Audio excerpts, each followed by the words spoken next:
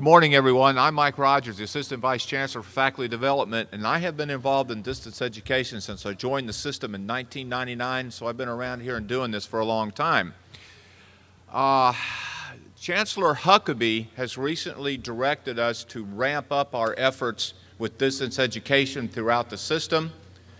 And to that effect, I think we've done two major things recently. One is we have formed a distance education task force of faculty and distance education folks from across campuses whose goal is to create a strategic plan for distance education. And the other is we created a position in the system office for Assistant Vice Chancellor for Distance Education, and Valdosta was kind enough, thank you, Phil, to lend us John Sizemore, who is in that position interim, and we hope will turn into more than an interim position. So with that, I'd like to introduce John, who will give a few brief remarks on distance education.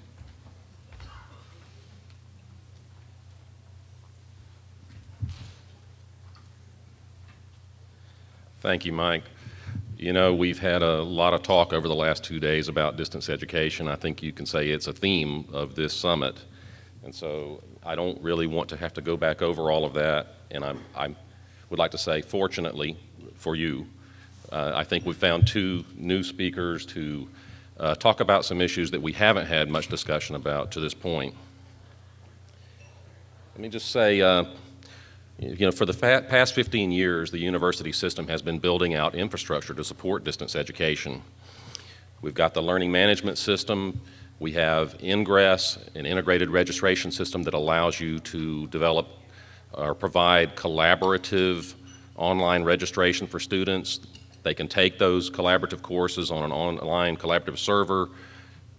We have the Georgia View, GeorgiaOnMyLine.org website that allows students to search for, locate online courses and programs. We've done some foundational work. We have over 250 online degree programs available to students. We have 5,000 online sections being offered this semester. But again, this work is really foundational. We need to be able to take this to the next level to reach the students that are necessary to reach our college completion goals. With the systems that we have, virtually every student in the university system, more than 330,000 users are using this learning management system. We've got to reach new audiences, though, and we've got to take the students that we have and get them through the degree program to completion. We've already heard a lot of talk about reaching strategic audiences like military students and adult learners. And I think that your academic planning will be involved in developing programs that address those audiences. We've talked about compressed delivery, accelerated programs, restructuring delivery. The learning management platform provides the environment, the flexible environment that can do that can reach these objectives. But your college completion plan has got to provide a way for the students to actually get to completion. The thing that we're going to talk about in this session that is new to you is a key word here. I think this could be the most important 2 words about distance education that you'll take away from this conference: learning analytics. Al Essa is going to speak more about learning analytics, but briefly let me just say that learning analytics provides the system to monitor student progress through online courses, to track their progress, and to trigger interventions if they're not completing successfully. You'll be able to take this, you know, if you just can imagine a student in a course not logging in, not submitting assignments, not taking online quizzes, and make sure that that information is transmitted to the people that can actually intervene. But having that data is not enough, and what I'm going to ask you to do with your college completion plans is to actually plan for turning that into action steps. You're going to have to build structures on your campus that can provide those responses. And that fortunately we have an example of that, an effective example, even in advance of the implementation of learning analytics that has been implemented at eCore, and our second speaker, Melanie Clay, is going to talk about that. So I want you to look at these examples and, again, think about this as you are writing your college completion plans, about how you'll be able to take this tool and get to our goals. Thank you.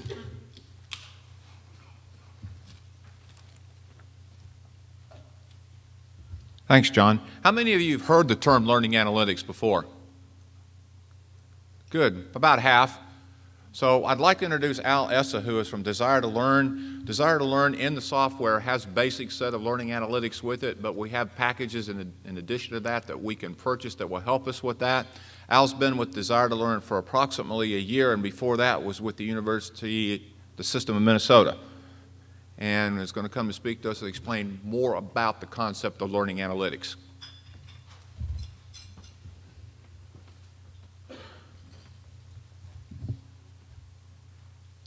Well, great. It's a real privilege to be here in the great state of Georgia. It's my first time outside of Atlanta.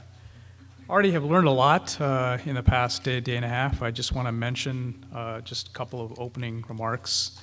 First, innovation, which is also part of my title, all innovation is local. And I've had great conversations with people. So people out in the field, that's where innovation occurs. Another aspect of innovation is sustainability. So it's not good enough to originate innovation which happens locally. The really challenge is how do we scale it, and that's where something like the system is involved. So partnerships are going to be essential as you move forward.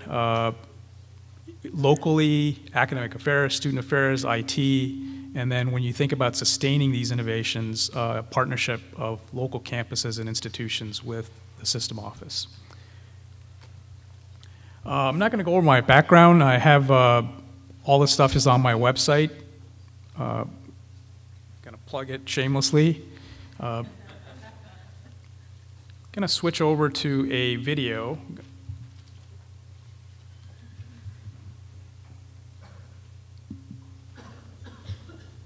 How many of you seen the movie Moneyball? Okay, if you haven't seen it and you want to know about learning analytics, and there are 4 teams. That's the movie to watch.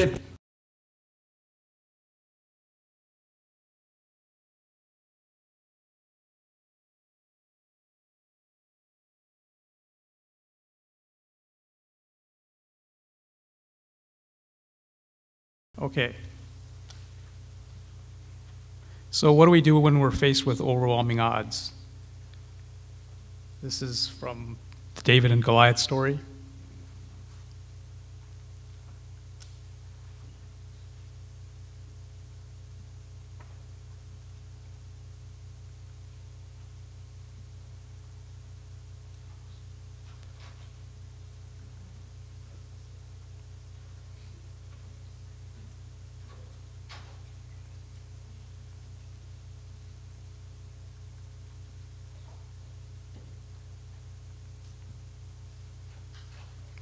So one misconception that people have is it's technology. Yes, analytics is technology.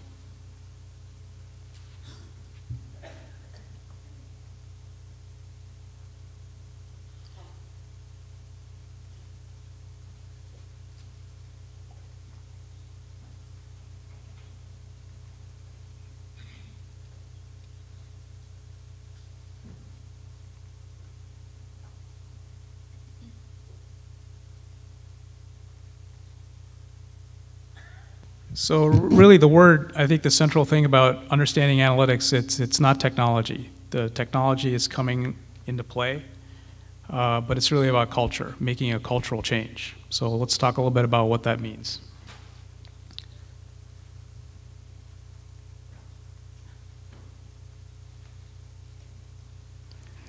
And I'm going to explain some of the concepts behind analytics, particularly learning analytics, but I'm here not so much to sell you a tool with Desire to Learn Analytics, but to explain what analytics consists of. But before we get to that, why? Why do we want to do analytics? So this is where I want to provoke you a little bit. The way I see it, the game is over. Higher education as it is, what we're doing is just not working. Not to confront the challenges that we have before us. And there will be winners and losers. Seth Godin, some of you might know his work. He spoke at Educause, marketing guru, but he's more than a marketing guru. Very, very smart guy. Publishing industry, 10 years, now it's unrecognizable. It's completely changed. And the same thing is happening and is about to happen in higher education. Not just higher education, but education all around. The guru of analytics, innovation, Clayton Christensen at Harvard Business School, wrote the book on disruptive innovation, book called Innovator's Dilemma. He is targeted and focused one of the areas where he is predicting and claiming there will be massive disruption is in education, and it's happening now. How many of you have heard of Sebastian Thrun and Udacity? Okay, so Udacity is worth checking out. It's a massive online course or series of courses. Sebastian Thrun was a professor, still a professor at Stanford University. He offered a course in artificial intelligence last fall. He teaches artificial intelligence regularly at Stanford, and he decided to open it up to the world. Okay, not open courseware in the sense of MIT, but if anybody could come in, take the class, and it would be graded. So he was anticipating maybe 500 people, 1,000 people would sign up for the class. This is last fall. 160,000 people signed up for the class.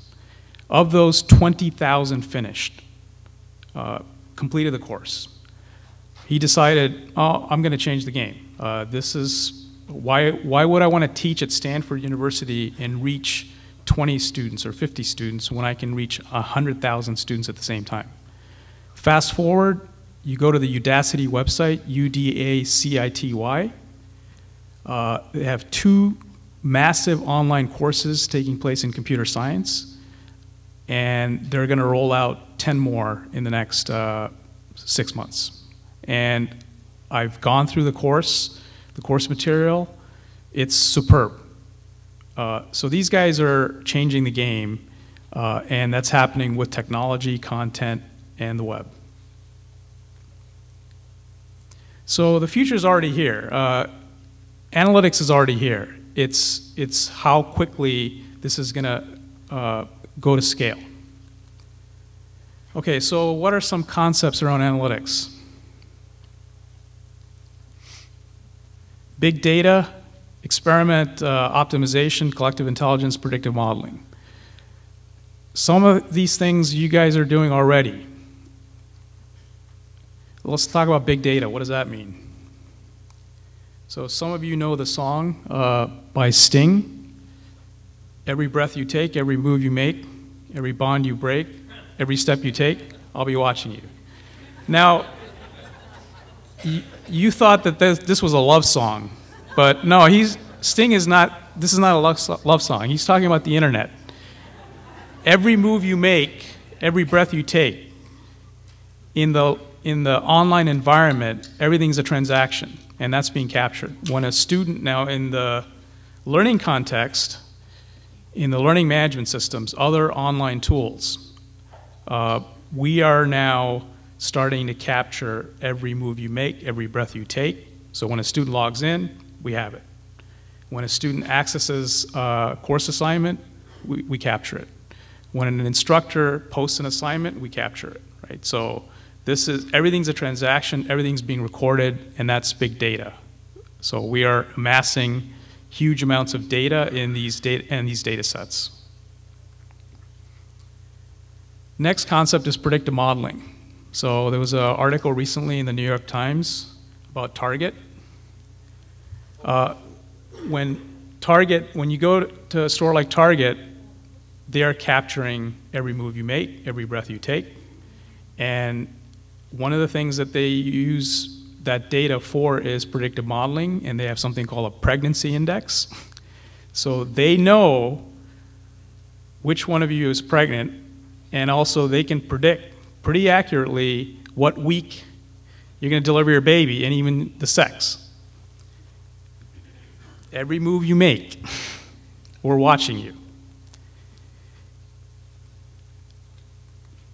So another concept is collective intelligence.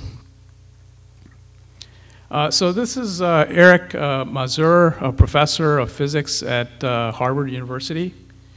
And Professor Mazur has been a stellar teacher, wins all the course evaluations, faculty evaluations, has multiple teaching awards, and is a great instructor, physicist. And he thought, my students are learning. Well, he did a study. This was based on a kind of assessment that was developed by another professor at Arizona State. And what he found out was, this is at Harvard, the students at the end of the course had not mastered even the basic concepts of physics. So the traditional lecture mode, now this is a professor who wins teaching awards, is a very popular teacher, is a great teacher by sort of overtly. But when they did the assessment of, are the students mastering the fundamental concepts of physics, the answer was no. So he's completely changed his teaching orientation, where it's around, a lot of it is around not just interaction, but peer learning, students helping each other. And that's what I mean by collective intelligence. What we're using data, we're starting to find that students helping each other, peer learning, collective intelligence, people working in teams, has a direct correlation with learning outcomes. Experimentation. Okay, now this is a key idea of analytics. I think President Obama, before he won election in 2007, he was trailing by double digits. He ended up raising, I think, nearly $1 billion. $1 billion. $60 million was raised by just running a simple experiment. Let me describe that very briefly. So in the fundraising site, what they essentially did was randomly provide multiple pathways. So if I think Holly were to log in, she would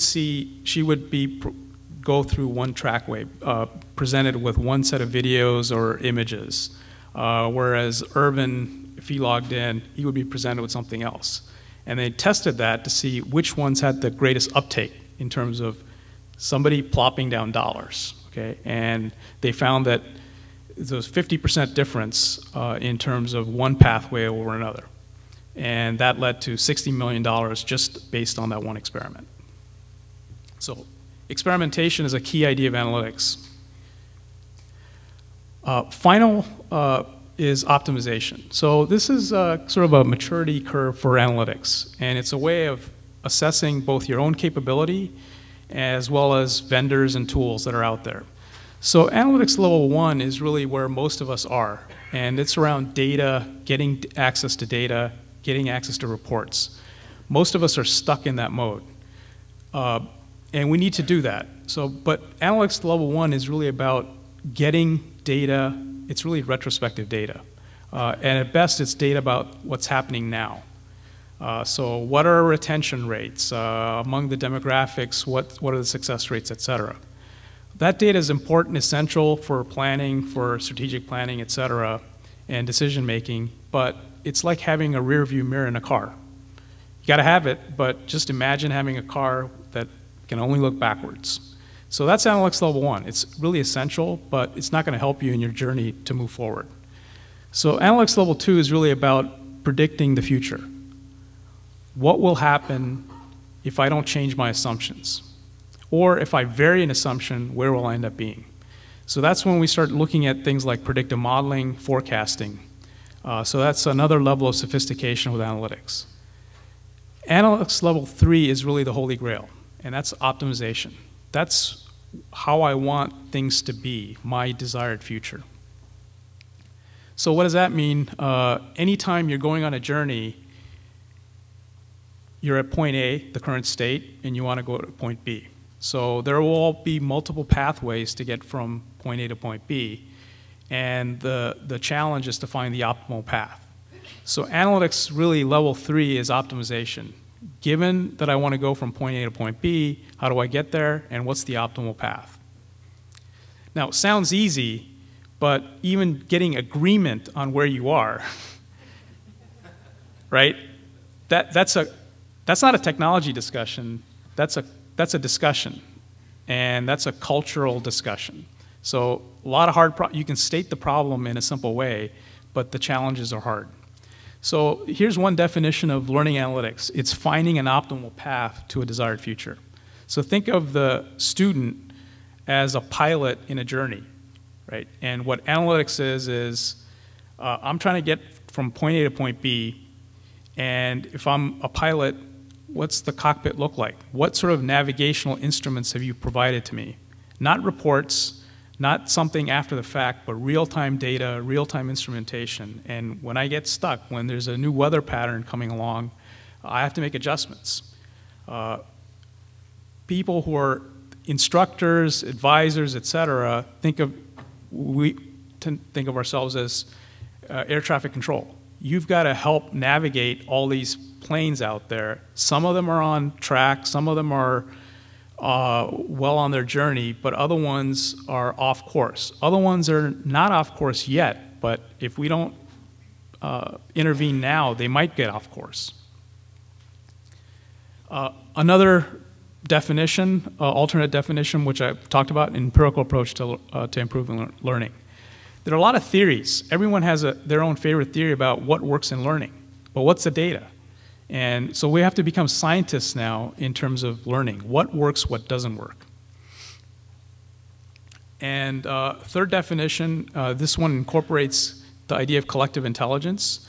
I'm going to not mention this very much, but the Eric Mazur experiment, students really learn much better, not in the traditional lecture format, but working with each other, peering up, the idea of social intelligence. So it's a way of combining machine intelligence, computers, collective intelligence, and you can't replace human judgment. Human judgment has to come into play. I'll mention this. People out in the field know what's going on. They know the truth. They have access to the data. Yes, there's the data that's going to come from systems, but the most valuable source of data are people out in the field. Had a really nice talk with Rodney last night. We were drinking some wine and beer, and Rodney, he knows what's going on. He knows what's going on in the field. Irvin, he knows what's going on. If these efforts are going to be successful, it's not technology, it's creating the space where the Rodneys and the Irvins have the opportunity to say, hey, folks, the generals in the back don't always know what's going on in the field. So this idea of creating a culture of ruthless honesty and opening up that space is really at the heart of analytics. All right. So those are some of the key concepts of analytics. I'm going to demo a application that we're working on that pulls together some of these concepts.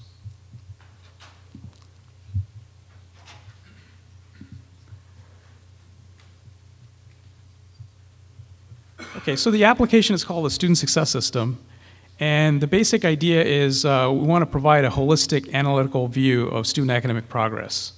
And the key goal here is to identify students who are at risk very, very early on. You know, not after they've failed, not after they've gone off course, but as early on as possible. So imagine being an advisor, but it could be an instructor based on the permissions and access policies that you have at your institution. So I'm going to assume, just for argument's sake, that somebody who's a student advisor will have the widest possible access to the data. So fire up this application. We're creating this application both on the web and iPad, tablet, PC, etc. So you're at Starbucks, favorite coffee place, fire up the Student Success System, and it brings up your student advisees. You see, along with the picture and the name, we also have red, yellow, green, and that's the risk indicator. So I'm going to click on it. I just want to see which students are at risk, and this pulls up the students who are at risk. And one of them is Eric Cooper. Eric Cooper happens to be not only at risk, high risk, but the trajectory is down. So let's click on him and find out what's going on. Okay, so this pulls up Eric's profile chart. And just let's think through the workflow of this application. So the workflow for this application is similar to what you might imagine is the workflow when a patient comes to see their physician. There are 3 or 4 steps. First, the physician is going to try to understand the problem. Second, they're going to try to make a diagnosis. Third, I'm going to want to review additional data because two patients with the same diagnosis, I might prescribe 2 very different courses of treatment based on their case history. And then finally, I'm going to make a referral or prescribe a course of treatment. And I also want the system to keep track of what happened because not all interventions are going to be successful. So I want to know what succeeded, what worked, what didn't work. All right, so that's kind of the background. So now we're looking at Eric's profile chart. And on the left-hand side is just some additional profile data. So we see that Eric is a student, a full-time student in music. We've got some interesting indicators, cumulative credits, and credits attempted. That might be something interesting to look at.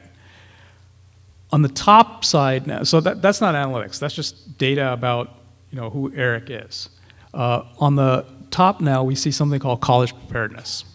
All right, so what is that? When Eric entered your institution, what was his level of preparedness? Now this would be based on a model.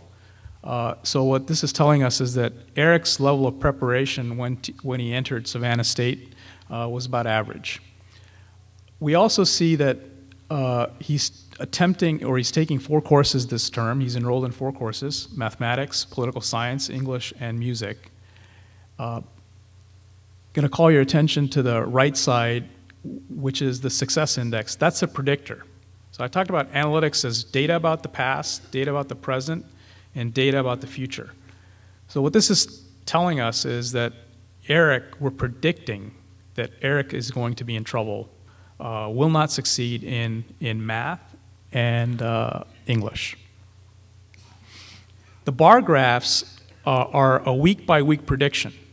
We see that he's 9 weeks into the term, and up to week 4, he was doing okay. The prediction was he was going to do okay, but things started to change in week 5 when the prediction said, Eric is going south. Now, the scenario here is that, going south. Not a bad term, not a good term. We want to catch students and identify these risk patterns as early on as possible, so you can imagine this prediction being made, and really the key is the first 2 weeks. We want to be able to make these predictions as early on as possible. All right, so the student success system is saying that Eric's will be in trouble in math, so let's figure out what's going on. Let's do a deeper dive. Now, really a key strategy for analytics for us is not giving you more data, but give me visualizations. Present the data in a form that I can derive insights. Okay, so a really key part of analytics for us is visualizations. I need to be able to interpret what's going on. So the first thing that we see is a risk quadrant, and I'm going to move it along because I want to be respectful of time. And what the risk quadrant is showing us is that each point is now we're looking at Math 1100. Each dot is a student in the class. On the top right quadrant are the students who are on track, not at risk. These are the students we're projecting and predicting that will be successful. Bottom right-hand quadrant there are 3 students who are in academic performance risk. We're predicting that they will end up getting a D or an F. Eric, along with 2 other students, we're predicting will withdraw or drop out. And then we've got two students who are under engagement risk. Interesting category. After the talk, we can talk about that. So now we see that Eric, we're predicting, is at risk of dropping out or withdrawing. So let's dig a little bit deeper. What's going on? What's leading us to make that prediction? So on the left-hand side, we have a win-loss chart, another visualization. And what that's telling us is the top chart, top bar graph, it's going to the left, is preparedness. So what that means is that just in the same way we had a sense of Eric's level of preparation for college, he was underprepared to begin with for this class, and that's already a risk factor. The overall prediction is a red success index, but that's based on a composite, and what we're seeing here is that Eric is not attending class. So in the online environment, that means that he's not logging in as frequently as he needs to based on our models. You know, basic criteria of success is you have to show up for class, you have to complete your work, and you have to participate. You know, those are kind of three basic indicators. And so we sort of broken that down into, show me at a glance, is Eric attending class, is he completing his work, and is he participating? So on two of those signs, vital signs, Eric doesn't check out, and that's what's triggering the prediction, along with his lack of preparedness for that particular class. We'll be creating other visualizations. This is if people want to explore the data further, or want to look at a time series analysis of what's going on, vary the x-axis, y-axis, doing a deeper dive. All right, so let's say that you're now sort of convinced that Eric, in fact, is at risk. I just clicked on the notes field, and this pulls up, this might be where Student Services is beginning to record. This is Eric's case history. So what we see here is now we have access to qualitative data. And we see that Eric has met with his program advisor on 2 occasions, Arthur Mason. It's a little bit hard to read, but, and Arthur Mason recommended that Eric attend Math Lab, and he didn't take advantage of that.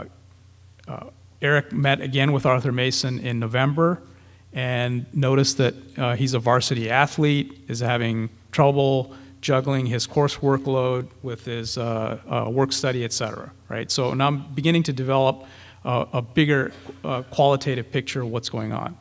So when we talk about predictions, predictions have to lead to action and intervention.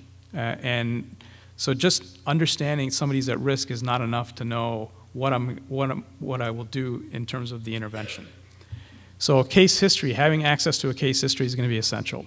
And finally, I'm going to click on make a referral. So if at this point I think I'm ready to make a referral, one of the things that we found is there are lots of great services options at every institution, but many advisors, faculty don't even know that they exist. So present that at your fingertips. So if I'm ready to make a referral to somebody in Student Services or whatever service is available or relevant, I can do that very, very quickly. I'm just going to give you one more example and then I'll stop. Another use case. So this is Kate Johnson, a very different profile. She's a 4.0 student, came in exceptionally well prepared. She's a rock star, not literally, but academically. She's taking biology, chemistry, computer science. We're projecting that she's going to ace those 3 classes, but we're projecting that she will have problems in history. So let's click on that. We're going to go right away to the win-loss chart, and it's not that Kate is a math science geek. She's 4.0 GPA, really well prepared for this class. She's attending class, she's completing her work. Her participation rate is below average. What's really standing out is this thing called social learning. So what is that? So I'm going to click on this other visualization. This is a prototype, but what this is showing is kind of a network graph of Kate's interactions. And what it's displaying us and telling us is that in this particular class, Kate Johnson is an isolated learner. So imagine a situation or a class where group learning, social, collaborative work is essential for the final grade. might be a course in nursing, for example. Kate Johnson is, even though her current grade is okay, she is just not connecting with her peers. And so that might be an opportunity to investigate further what's happening, how do I peer her up, how do I get her on track. Okay, so let me stop there and just summarize. So the student success system is intended to be a holistic analytical view of academic progress. Some of the visualizations that I haven't shown you but we plan to make available is, I also want to know what Kate and Eric Cooper, the students, have actually gotten in their quizzes and exams, and present that as well. Critical idea is the predictive modeling piece of projecting when somebody is going to go off course before they've gotten off course. So let me end there. Thank you.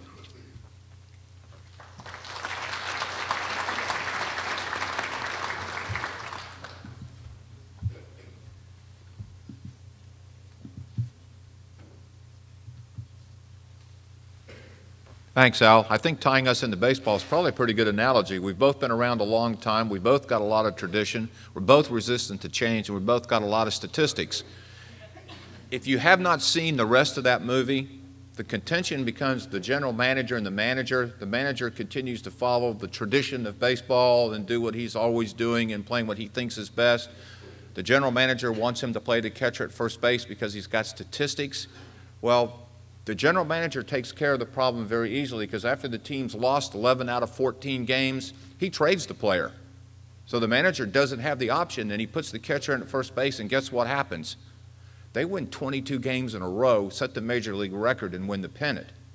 All right, so I couldn't help but think, I'm looking back there at Michael Crafton and Phil Gunner going, if I see them huddled in the corner back over there conducting a trade for business deans or something like that, if that's possible. So I'd like to introduce Melanie Clay now, who's going to talk about eCore and some of the practical applications of learning analytics.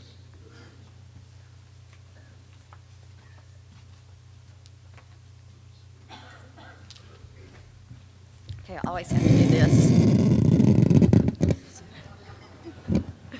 Thank you.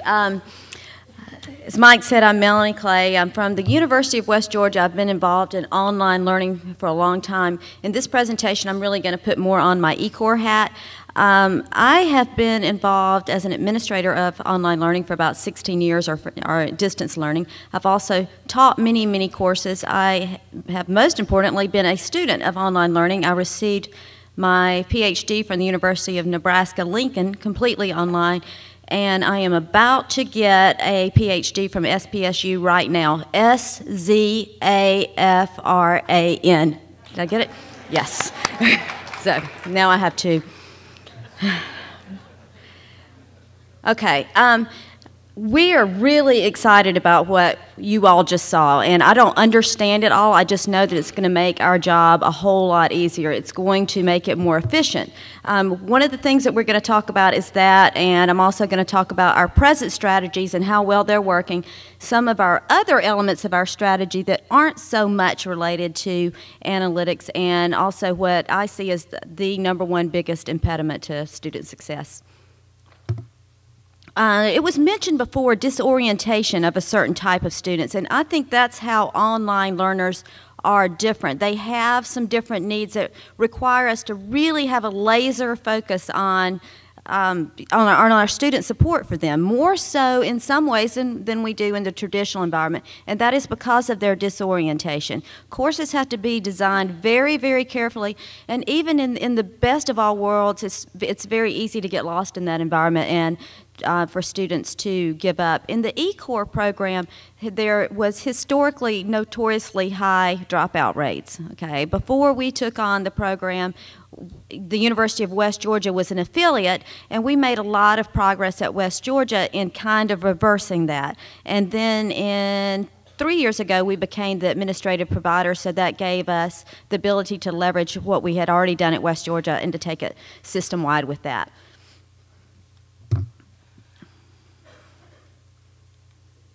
All right, so here's some of the things that I really like about the analytics that he was just talking about. obviously the automation, that saves a lot of time. I like that it's consistent, because when we're doing so much of it ourselves and making our own decisions, you know, and you have different people taking it in different ways, they may be getting different messages from different people. There's a lot of opportunities in using these technologies to put out a consistent message. And also, one of the biggest ones to me is that we don't actually miss students. And a lot of times there are students that we don't miss for one reason or another. And so I'm really impressed, and I'm hoping that we will have all of those tools at our, at our disposal as we move forward.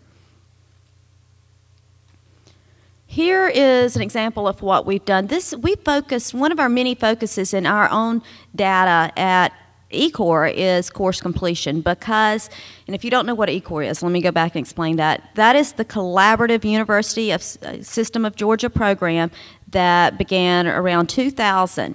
And now there are 8 affiliate institutions through which we offer most of the core curriculum completely online. Okay, so there's faculty at various institutions, and there's students at various institutions. Those students may all be in one class, so that complicates support even more. So if you can imagine, they're not right here at West Georgia, they're all over the place.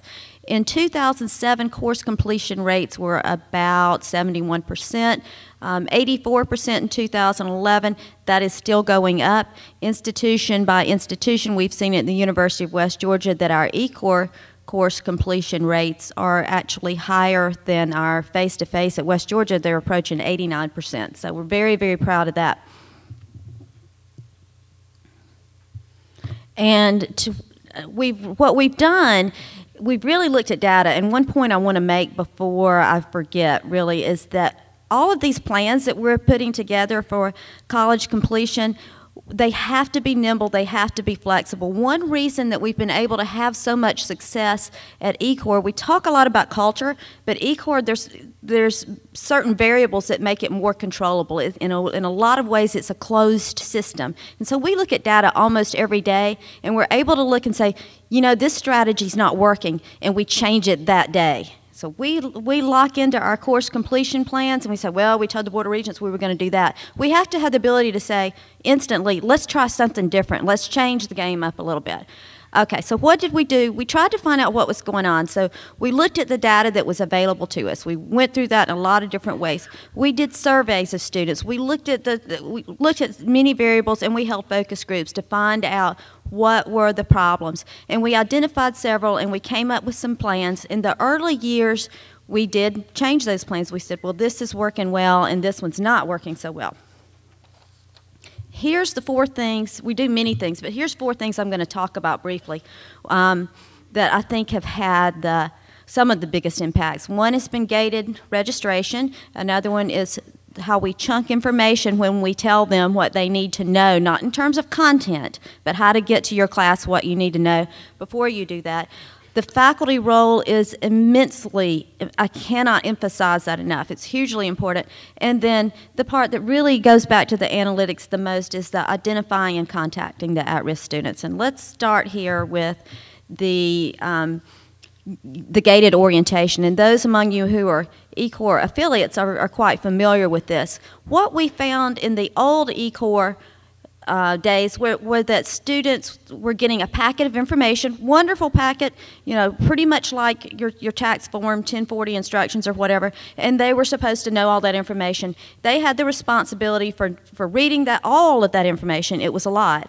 And using that to succeed in their class. It told where to get their textbooks, where to log in, so on. Well, they weren't getting all of that. So what we have done is to create an orientation, and it's not long. It's about 10 minutes. It's a series of slides.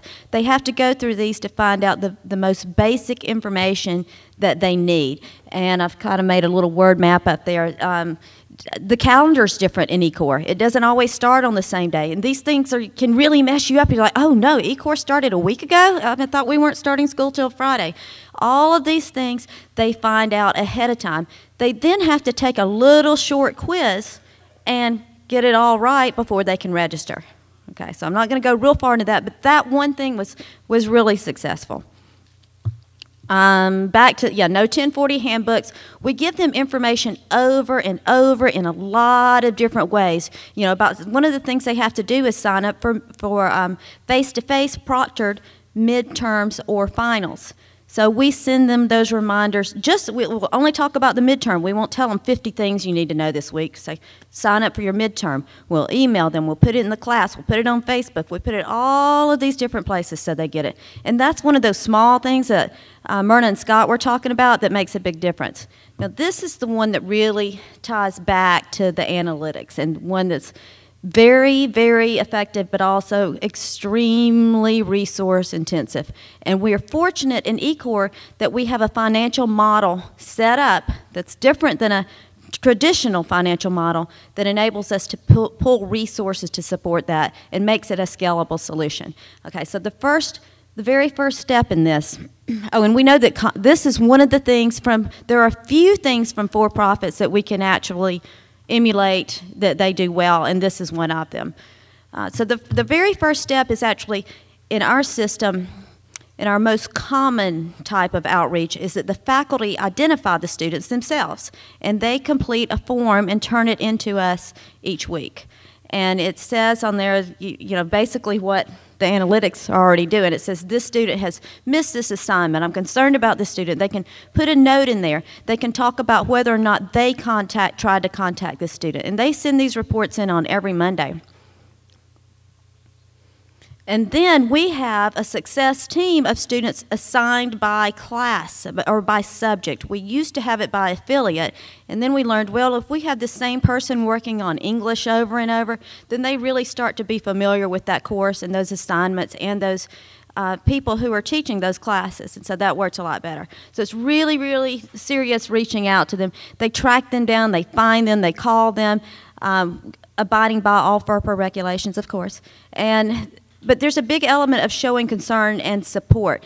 That is a piece where we have to go beyond what the analytics will give us. There still has to be that human element. That's so critically important. I remember in my own education in the early 90s, I was working on a master's degree, and I knew I was going to do it. I just didn't know when. I didn't know when I was going to finish. I didn't really like the MBA program, and because I did, one class did. I'm like, oh, this is so boring. I just want to get out of here, and so that was that. Then I got into the MPA program, and I was kind of moseying along in that. And then one day, the director called me, and that changed everything. Just that one call. He's like, Melanie, I know you can do well with this. We want to keep you in this program. We want you to take more classes.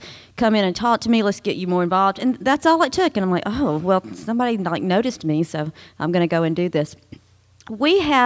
On some days, we make 600 phone calls. 600 phone calls. That's a lot. So it is extremely resource intensive. And we often refer students. Often we just say, look, here's what you need to do. Just encourage them. You're doing okay. Your instructor's concerned about you. Other times we refer them to other places. Sometimes they need tutoring. Sometimes they need counseling. Okay, that happens a lot. And sometimes they're having some financial issues, as we've seen. The last step in this process is also quite important. It's important to close that loop. You get the student on track. Well, it's good to call them back in a week or two, however long it takes, and say, is everything still going okay? We've added that step and found that, we went up another point or two. It's also good to update the instructor and tell them what's going on. Okay, so again, the things that we think will work very well with this is that it will automate certain processes, it will save a lot of time, and it will make sure that no student's overlooked.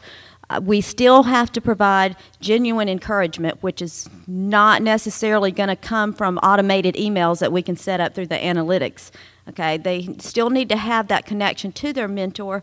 We have to be able to continuously evaluate our own efforts, and we have to be able to give that response that's not going to show up on analytics. I don't think that's going to account for every possible circumstance.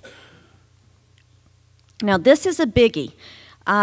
Before one can become an eCore instructor, eCore instructors are faculty at University System of Georgia institutions. But before they can actually teach for eCore, they have to take a 2-week online course, and they have to log in every day and complete various assignments. And this piece is critical. It gives them the experience of being an online student, and it's amazing the shift that it causes them, and the stress that it causes them. we have in that not just we really don't talk about technology in that at all. We really talk about the shift in the instructor role. We talk about meeting learning outcomes, and we talked about specific instructor behaviors such as warmth and encouragement and flexibility and all of those things that we know through research works in the online environment. Now, and we will also encourage them very, very strongly to actually pick up the phone and call students. Okay, if you have a student who's not doing something, pick up the phone and call them. Well, I don't know, but sometimes this causes some problems. Sometimes they're like, "What? I'm not calling a student. That's not." Here's one something that was posted in our online class, and I like this one. I plan to go to each of my students' houses to make sure their virus protection is up to date. They're eating good breakfast. Their work areas are ergonomically healthy, and then we'll bake cookies. After I tuck them in, I'll make sure their alarm clocks are set for the right time the next morning so they don't have to worry about getting themselves out to meet their responsibilities. A little kiss on the cheek and good night. Okay. We get some of that.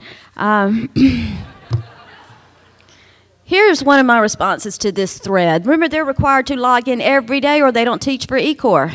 As of this morning, there are 11 eCore faculty who have not yet logged into this course. I assume there is a miscommunication, mere forgetfulness, or some other benign unknown. Thus, we will attempt to call all of these faculty this morning and get them on board. We have a clear vested interest in their success. And that shut that down for a little bit.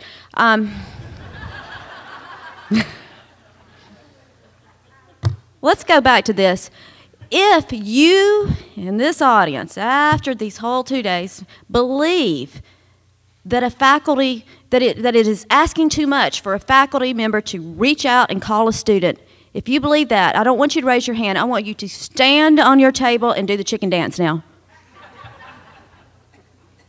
Okay, I am so glad that we're in agreement. And you can see that we can easily build consensus for this on our campus. So let's go a little bit further and talk about good teaching. We have a big emphasis on that in our training. But we have a big problem with that in our higher education system right now. And if you know very much about the history of education, you can go back and see why the emphasis on scholarly work has become so important, and it is very important. But unless you're a highly distinguished institution with a captive audience, you still have to have some focus on this to make these measures work. Okay, here's wake up. How is good teaching like hardcore pornography? Okay. Oh, yes. Pretty easy answer. This is the famous Justice Potter Stewart back in 1964 when they were trying to determine if something was obscene or not. It's hard to determine it, but I know it when I see it. And that's the problem with good teaching is our SEIs our student evaluations don't truly always capture this. They need to have questions like, this was one of the best teachers I ever had. You don't ever see that. Okay. People get good scores on that. We know that they're doing certain things. And what are these certain things? I looked in, just did a search online because I know who my best teachers were. But there was an article some time ago in the New York Times about this and about how difficult it is to measure. And so they asked people to comment on their best teacher ever. And we saw some, some pieces that a kind and loving soul. But look, the person's also demanding. We have to get out of the mindset that you can't be demanding and rigorous and have high standards and not also be a warm person that reaches out to people. Care, okay. Each and every student, and that's important. One thing that I tell our student success team is they will become, very frustrated. Somebody mentioned how difficult this job can be in terms of supporting students, but it's every student, and oftentimes it is the one that's aggravating you the most where you can make the biggest difference. So, welcomed and cared about. These are simple measures, but we don't focus on them. If the teacher is interested in my performance in the class, I'm much more likely to do my work and try. Never gave up on her students. Never gave up. How do we get this out there? Not just in our online classes, but everywhere. All right, now let's talk about, this has been mentioned before and I'll wrap up. our biggest impediment, was brought up this morning, our culture is definitely our biggest impediment. We have an attitude, we talked a little bit about elitism that we have. We have an attitude, and I see this in our eCore program. Faculty will say, well, we have to teach them a lesson about this. We have to, penalize them for this, so when they get out in the real world, they'll understand how tough it will be. I think in our entire society, particularly here in Georgia, that we have, just way too much emphasis on punitive measures. And we have to look and see here. Let's see. I've got some data here that's pretty interesting. We have to remember that we are in Georgia, okay? We're not in Massachusetts. This is a different student who often has things already stacked against them. We know that in Georgia that we have the third highest rate of poverty, okay? Third highest rate of poverty. We have the 8th highest rate of divorce. Recently, we have one of the highest rates of foreclosures. I think that's the 5th. And we know that most recently we had the 2nd highest rate of incarceration, not in America, but in the entire industrialized world, okay? So how's this, we start this cycle of penalizing people. We've got to teach them to penalize some more people, so when they get out in the real world, they can get penalized some more. And it's, why don't we teach people to help each other? And I think we'll be a lot better off in Georgia. So, and we know that it has a monument, it's the foundation of our economic well-being. We know that. And it comes back to us, these measures aren't just doing it so we can meet these metrics and make the Board of Regents happy. We can feel the impact of these measures in our society. So that's all I have. Thank you.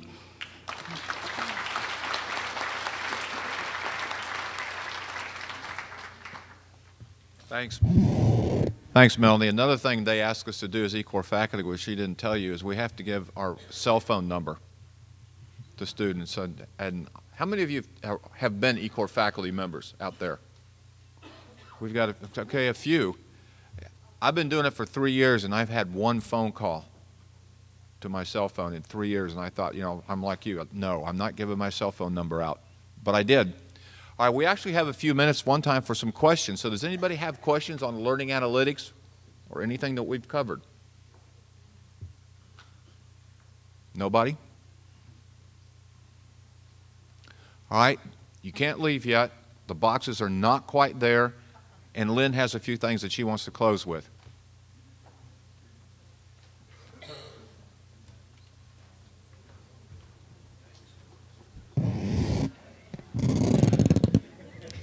Would you join me once again in thanking them for an absolutely wonderful panel? Thank you. Just a couple of items before we break for lunch.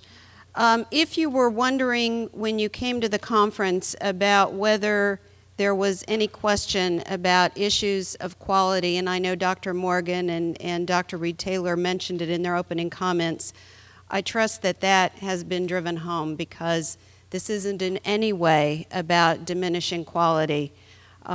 We can and we must increase numbers while at the same time absolutely maintaining quality, and I think all of our speakers have really addressed that in every step of the way. Now, in terms of break and lunch, we're asking you to continue, as you did last night, to think about significant change. Over lunch, we'd ask you to use the guidelines that you have, and we've put some more on the back tables as you exit the doors. They're going to be out there again, so if you want them in paper, we've got them out there for you. The guidelines for your completion plan. You've got discussion questions, the green sheet that you've been using, but we've got the actual completion guidelines out there for you. We'd just ask you to take 1 or 2 per campus. We were trying to be mindful of the environment, so we didn't make copies for each person. But since you're working in teams, you don't all need one. They're also available on the web. But start really framing out your completion plan. Some of you have already started doing that, but it's time now to get into that actual completion plan. So start getting into that work if you haven't already. I do want to clarify that the thinking about distance learning, for those of you that really want to think structurally, you can frame that under restructuring delivery if you want to. So that's up to you. We're trying not to be overly prescriptive with your completion plans. So, you know, we've tried to give you guidelines around those completion plans, but not be overly prescriptive. So, you know, we'll work with you on that, but some of you may want to put distance education under restructuring delivery, and that's fine. After lunch, we're going to discuss next steps, but I want you to know that we will be asking you to submit your best thinking about where you are at this point before you leave in an email to Art Seavey. And you have Art's email address on that next step document that's in your folder. So there's a one-pager in there that says next steps, and Art's email's on there. So what we're going to ask before you leave is just a brief email to Art about where your team is right now. So just pretend that you're talking to one of us in the hallway, and this is where we are, this is our questions, you know, this is kind of a touch point right now about where we are. Then in 1 month, and we'll be getting an email out to you, but I just kind of want to give you a heads up right now in terms of where we're going to go, and we'll talk about this again in a minute at the end, but just kind of a heads up. By mid-April, we're going to ask you for a one-page update with specific key areas, including who's responsible for what. So we're going to ask you for a one-page update in mid-April about where you are with your completion plan. So bottom line, it's really important that you stay through the end of the conference because we're going to give you important information about next steps. We promise to have you out on time at the end of the day, but you'll want to stay so that because we're going to be giving you information. So your facilitators are here. The content experts are here. I really encourage you to reach out to them over lunch, after lunch. We'll reconvene with those next steps. So people are here to assist you. Reach out to the presenters that you've heard. Everybody's here to work with you. So box lunches are out here in the hallway. You can meet in here. You can meet in your team rooms. You can go outside. The time is yours. Thank you.